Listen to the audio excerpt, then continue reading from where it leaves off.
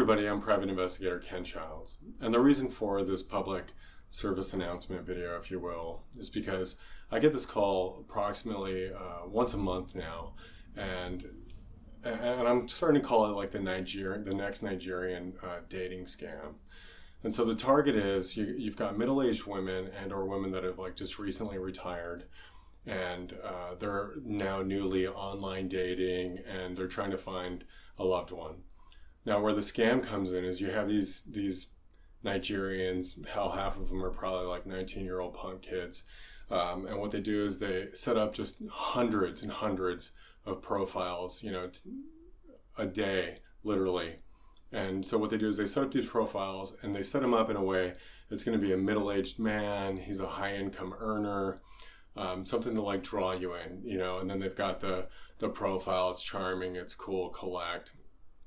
And so they start inundating you with these profiles, and eventually you'll be drawn to one. So from there, they woo their way into you, and at that point, you go ahead and you start setting up like a date. Like, okay, well, let's go for a little coffee. Let's go for like a little dinner. Let's have a little personal connection. And so they do. But the problem is an emergency comes up, and they can't meet with you. And that's their entire goal the whole time, is just never meet with you. And so what happens is they're terribly sorry, and they want to make it up to you. So they go ahead and they send you out to dinner. They'll send you a gift card. They'll take you and a friend out to dinner, and pick up the tab somehow. And so what they've done is they made like a little bond with you, and that told you right then and there that this person isn't into you for the money. Like they made that connection with you emotionally, and then they took care of dinner. The next thing that they're going to do for you is they're going to send you flowers. It's going to be your birthday. It's going to be a holiday. Maybe a tragedy. Maybe you got a new job. It's something that they're going to do is send you flowers. And so what that does is that just compounds the fact that this person like doesn't need your money. In fact, they're giving you gifts. They're raining gifts on you. So that kind of like changes the roles a little bit for you. That's why this is the perfect scam. So then after some time goes by, maybe like 5 months or so, you really think you're into this person, and they've been charming and they've been great and they've sent you some gifts. Now an emergency comes up. One emergency, this guy was a jam dealer, and he moved stones all around the world. And so what happens is, like with one of my clients, he got held up at the airport, and he ended up just needing, an extra $5,000. And so, the problem is he had to pay the taxes in order to get his gems, and then he'd sell his gems and pay you back. It's no big deal. So of course, like naturally, you've made this connection with this person, like, shoot, you're going to help him out. So, the client went ahead and they paid for that, like, $3,000 to $5,000, and they took that loss. Another client was, it was a minor car accident.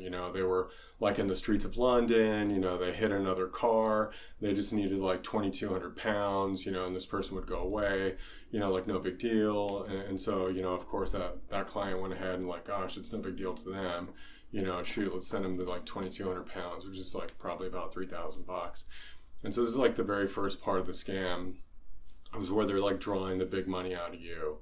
And then the next part of the scam is they're going to hit you, and it's going to be quick. It's going to be like right within that same or that following week, where now it's like a much larger like debacle. I don't know what it's going to be, but now they're going to hit you for like another test of like 7,000, 10,000, because at this point they're all in. They've made their money back off of you. Like they just sent you flowers and dinner, which ran them like $75 to $125, and here it is, they got like $2,000, $3,000, $4,000 off of you. So now they're going to take you for the big hit. They're going to hit you for another $7,000 and $9,000, and sadly, you're never going to hear from them again. So this is the new like dating scam, and you're the new target. So one of the things that I recommend you to do to like combat this is to actually meet the person. Don't accept no for an answer. Like, go for that cup of coffee.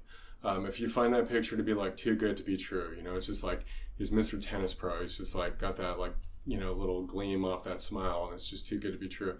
Take that image, right click it, save it, and then go ahead and Google search. Go ahead and Google search, like reverse image search.